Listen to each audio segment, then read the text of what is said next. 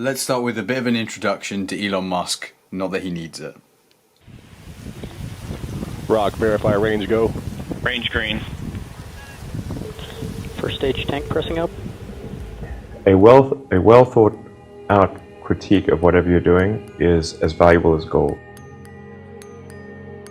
That third failure in a row, did you think, I need to pack this in? Never. Why not? I don't ever give up. I mean, I'd have to be dead or completely incapacitated. 8 weeks later, Musk bet the company on another flight. We have liftoff. And this time around, everything worked. Perfect. If that fourth launch hadn't worked, that would have been it. We would have not had the resources to mount the ship. Successful entrepreneurs probably come in all sizes, shapes, and flavors. Some of the things I've described already, I think, are very important. I think really an obsessive nature with respect to the quality of the product. Really liking what you do, whatever area that you get into. Given that, even if you're the best, there's always a chance of failure. So I think it's important that you really like whatever you're doing. If you don't like it, life is too short.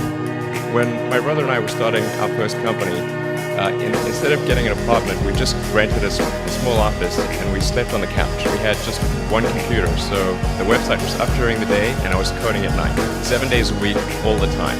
You just keep going and get it done. I'm available 24/7 to help solve issues.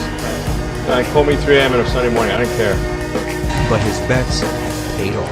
We didn't just repay the principal, we actually repaid it with interest and a bonus payment. So ultimately the U.S. taxpayer actually made a profit of over $20 million on this loan. Work like hell. I mean, you just have to put in 80 to 100 hour weeks every week. If other people are putting in 40-hour work weeks and you're putting in 100-hour work weeks, you will achieve in 4 months what it takes them a year to achieve. A natural human tendency is wishful thinking. So a challenge for entrepreneurs is to say, well, what's the difference between really believing in your ideals and sticking to them versus pursuing some unrealistic dream that doesn't actually have merit? Your product or service needs to be much better. It can't be a little bit better. All those things improve the odds of success. I think my sort of drive to get it done is somewhat disconnected from hope, enthusiasm, or anything else. I actually just don't care about hope or enthusiasm, motivation. I just give it everything I've got, irrespective of what the circumstances may be.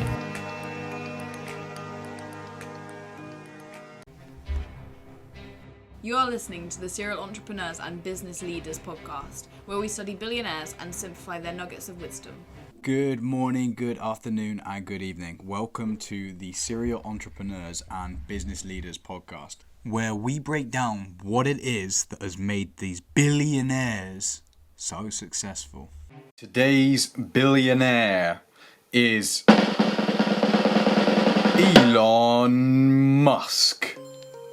Elon Reeve Musk, born in 1971, is a business magnate, industrial designer, engineer, and philanthropist, CEO, CTO, and chief designer of SpaceX, early investor, CEO, and product architect of Tesla, the Boring Company, and he's also doing stuff in relation to brain chips that are implanted in human brains. It's a really interesting guy. He has an estimated net worth of 98.5 billion, and he recently had a child called, I can't really pronounce this, but XA12, roughly. Let's start with this fake interview. Elon, how do you make a successful company? Depending upon how well you want to do, and particularly if you're starting a company, you need to work super hard. So what does super hard mean? When my brother and I were starting our first company, instead of getting an apartment, we just rented a small office and we slept on the couch. And we showered at the YMCA, and we're so hot up we had just one computer. So the website was up during the day and I was coding at night. 7 days a week, all the time. And I briefly had a girlfriend in that period, and in order to be with me, she had to sleep in the office. So work hard like every waking hour. That's the thing I would say, particularly if you're starting a company. And I mean, if you do simple math, say like, okay, if somebody else is working 50 hours and you're working 100, you'll get twice as much done in the course of a year as the other company. Are people the key to success? in business? If you're creating a company or if you're joining a company, the most important thing is to attract great people. So either join a group that's amazing, that you really respect, or if you're building a company, you've got to gather great people. I mean, all a company is a group of people that have gathered together to create a product or service. And so depending upon how talented and hardworking that group is, and the degree to which they are focused cohesively in a good direction, that will determine the success of the company. So do everything you can to gather great people if you're creating a company. What do you mean when you say signal over noise? I'd say focus on signal over noise. A lot of companies get confused. They spend money on things that don't actually make the product better. So, for example, at Tesla, we've never spent any money on advertising. We put all of the money into R&D and manufacturing and design to try to make the car as good as possible. And I think that's the way to go. So for any given company, just keep thinking about, are these efforts that people are expending, are they resulting in a better product or service? And if they're not, stop those efforts. How do you feel about trends in business? Don't just follow the trend. You may have heard me say that it's good to think in terms of the physics approach or first principles, which is, rather than reasoning by analogy, you boil things down to the most fundamental truths you can imagine and you reason up from there. And this is a good way to figure out if something really makes sense or if it's just what everybody else is doing. It's hard to think that way. You can't think that way about everything. It takes a lot of effort. But if you're trying to do something new, it's the best way to think. And that framework was developed by physicists to figure out counterintuitive things like quantum mechanics. So it's really a powerful method. When should you take risks? Now is the time to take risk. As you get older, your obligations increase. And once you have a family, you start taking risk not just for yourself, but for your family as well. It gets much harder to do things that might not work out. So now is the time to do that before you have those obligations. So I would encourage you to take risks now. Do something bold. You won't regret it. So I'm interested, are you a sleeper or a non-sleeper? How much did you get last night? I don't know, about 5 or 6, I think. 5? I don't know. You're not sleeping a lot, right? Oh, geez, do I look that bad? So when do you get up then? For me, it's usually about 7. 7, okay. But I go to bed late, so usually I go to bed around 1 a.m. or so. Do you always get the sleep you need? Yeah, sometimes not enough. Sleep is really great, because I find if I don't get enough sleep, then I'm quite grumpy. I mean, obviously, I think most people are that way. Like I try to sort of figure out what's the right amount of sleep. I found I could drop below a certain threshold of sleep, and although I'd be awake more hours and I could sustain it, I would get less done because my mental acuity would be affected. Why is failure so important, do you think? We got to try to create an electric car company. But it wasn't as though in creating these companies that we thought that we would be successful. I thought that the most likely outcome was failure, but it was still worth doing even though the odds of success were low. In fact, even for SpaceX, originally what I started doing was not creating a rocket company, but actually was going to do a small mission to Mars, which was just a philanthropic mission where you would send a small greenhouse with seeds and dehydrated gel, and it would, upon landing, hydrate the gel, and you'd have this cool picture of green plants on a red background. And the public tends to respond to precedents and superlatives. So this would be the first life on Mars, furthest that life's ever traveled, and you'd have this great money shot of green plants on a red background. So, I thought that would get people's attention. So, but the expectation for that was no return. So I thought we wouldn't get any, we'd just spend the money on that, and it wouldn't happen. You highlighted first principles previously. Can you go into a bit more depth and really into why really breaking things down to a physics level is so important? And the way I tend to view problems is from a physics standpoint. I think physics is a good analytical framework, and one of the key things in physics is to reason from first principles. This is contrary to the way most human reasoning takes place, which is by analogy. Reasoning from first principles just means that you figure out what are the fundamental truths or things that people are pretty sure are fundamental truths, and can you build up to a conclusion from that, from those principles, and then certainly if you come up with some idea and it appears to violate one of those fundamental truths, then you're probably wrong. or you should get a really big prize or something like that. This may seem like, I don't know, it may seem sort of obvious when it's explained, but it's actually not what people do. Reasoning by analogies is helpful because it's a shortcut. Yeah. And it's mostly correct, but it tends to be most incorrect when you're dealing with new things, because it's hard to analogize to something really new. How important was sacrifice to your success? Well, I mean, Tesla really faced a severe threat of death due to the Model 3 production RAM. Essentially, the company was bleeding money like crazy, and just if we didn't solve these problems in a very short period of time, we would die.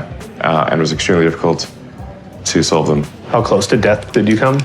Within single-digit weeks. 22 hours a day, or like what? How many I hours? was working, so 7 days a week, sleeping in the factory. I worked in the paint shop, general assembly, body shop. You ever worry about yourself imploding? Like it's just too much? Absolutely. No one should put this many hours into work. This is not good. And people should not work this hard. They should not do this. This is very painful. Painful in what sense? It hurts my brain and my heart. Out of interest, what are you trying to achieve in life? And I think the great goal we should be trying to pursue is trying to make life make life multiplanetary. Mm-hmm. So to establish a self-sustaining and growing civilization on another planet, Mars being the only realistic possibility. And I think that would just be one of the greatest things humanity could ever try to do. How do you make hiring decisions? I've made several hiring decisions in the past where I valued intellect over heart, and I think that was a mistake. And so I've tried to adjust accordingly. It actually matters whether somebody's a good person beyond just goodness itself. What tips do you have for leaders? I studied physics and business because I figured in order to do a lot of these things, you need to know how the universe works, and you need to know how the economy works. And you also need to be able to bring a lot of people together to work with you to create something, because it's very difficult to do something as an individual if it's a significant technology. Initially, the initial thought with PayPal was to create an agglomeration of financial services, so to have one place where all of your financial services needs would be seamlessly integrated and work smoothly. And then we had like a little feature which was to do email payments. And whenever we'd show the system off to someone, we'd show the hard part, which was the agglomeration of financial services, which was quite difficult to put together. Nobody was interested. Then we'd show people email payments, which was actually quite easy, and everybody was interested. So this is, I think it's important to take feedback from your environment. You want to be as closed loop as possible. What drives you to do what you do? When I was young, I didn't really know what I was going to do when I got older. People kept asking me, but then eventually I thought that the idea of inventing things would be really cool. And the reason I thought that was because I read a quote from Arthur C. Clarke, which said that a sufficiently advanced technology is indistinguishable from magic. And that's really true. If you go back, say 300 years, the things that we take for granted today you'd be burned at the stake for. Being able to fly, being able to see over long distances, being able to communicate, and having access to all the world's information instantly from almost anywhere on the earth. This is stuff that really would be magic, or would be considered magic in times past. In fact, I think it actually goes beyond that, because there are many things that we take for granted today that weren't even imagined in times past. They weren't even in the realm of magic. So it actually goes beyond that. So I thought, well, if I can do some of those things, basically if I can advance technology, then that's like magic, and that would be really cool. And I also had sort of a slight existential crisis, because I was trying to figure out what does it all mean? Like, what's the purpose of things? And I came to the conclusion that if we can advance the the knowledge of the world, if we can do things that expand the scope and scale of consciousness, then we're better able to ask the right questions and become more enlightened, and that's really the only way forward. I think about what technology solution is necessary in order to achieve the particular goal, and then try to make as much progress in that direction as possible. I think being a multi-planet species and being out there among the stars is important for the long-term survival of humanity. But then the part that I find personally most motivating is that it creates a sense of adventure, and it makes people excited about the future.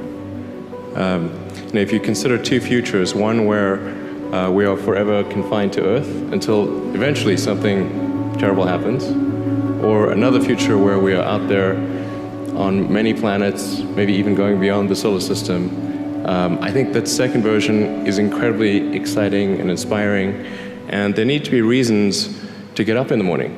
Life can't just be about solving problems. Otherwise, what's the point?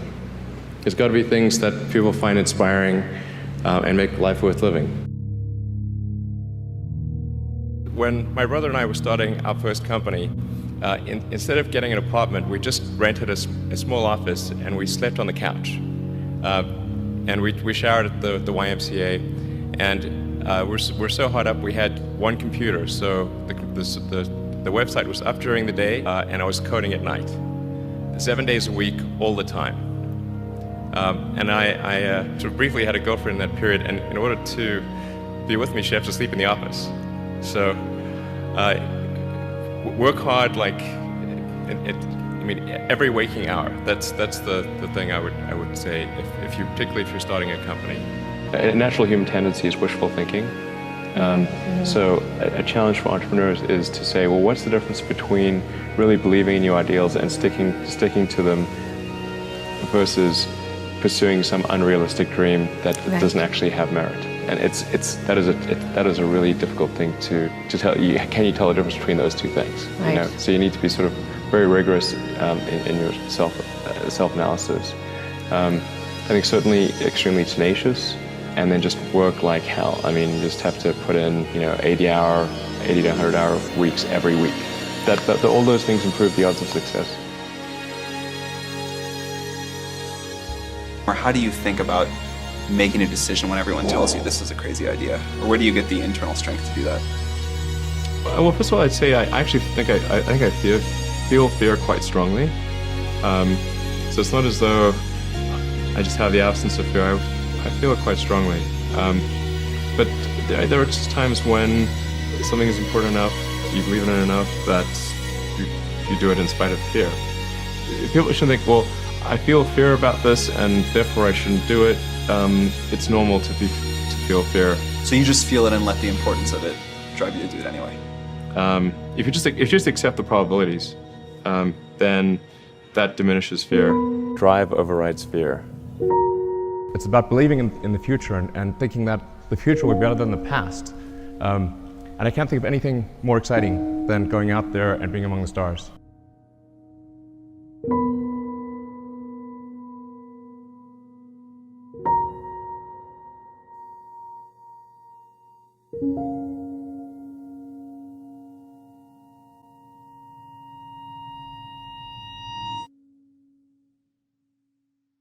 If this episode has inspired you to want to purchase some Tesla stock, please use the link in the description for Trading 212. You will get a free stock and you can purchase Tesla stock for free. Please use the link in the description to do that. I just want to thank our sponsors. Head over to unlimitedcrypto.co to get free cryptocurrency when you create cryptocurrency accounts. Free cryptocurrency, why would you turn that down? Just go down to unlimitedcrypto.co. So our second sponsor is influentialme.com. That's influentialme.com. If you want to get some influencer marketing is the future of marketing. It's high trust. People don't want to respond to ads that they see when they're just spamming up their Facebook feed. When it's from a real person, it's a completely different story. Go to influentialme.com and revolutionize your marketing. Get it modern, make sure you're doing the best kind of marketing available to your business, and find out more at influentialme.com. Thank you so much for listening. Please subscribe and give us a 5-star on Apple Podcasts. We appreciate it so much. Have a great one. Goodbye.